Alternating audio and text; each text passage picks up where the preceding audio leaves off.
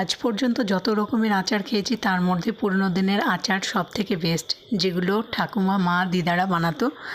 আর অনেক দিন পর মাকে দিয়ে আচারটি বানিয়ে নিয়েছি। তোমরা দেখে নাও মা কীভাবে বানিয়েছে। প্রথমে আমগুলো কেটে নিয়েছে, তারপর ভালো করে ধুয়ে কড়াইয়ে তেল গরম করে শুকনো লঙ্কা, তেজপাতা, পাঁচফোড়ন, সর্ষের ডাল দিয়ে নাড়াচাড়া করে টুকরো করে রাখা আমগুলো দিয়ে লবণ হলুদ দিয়ে ভালো করে নেড়ে চেড়ে পরিমাণ মতো গুড় দিয়ে সেদ্ধ করে নিয়েছে।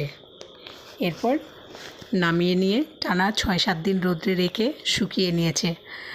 তারপর আমের আচারটি শুকিয়ে এলে এবার ভাজা মশলা রেডি করে নিয়েছে। ভাজা মশলার জন্য এখানে নিয়েছে শুকনো লঙ্কা, মেথি, সর্ষে আর মৌরি। এগুলো ভালো করে ভেজে বেটে নিয়েছে। নেওয়ার পর আমের আচারের সাথে তেল সহ মাখিয়ে কাচের বয়ামে ভর্তি করে আরেকটি তেল দিয়ে ভর্তি করে রেখে দিয়েছে।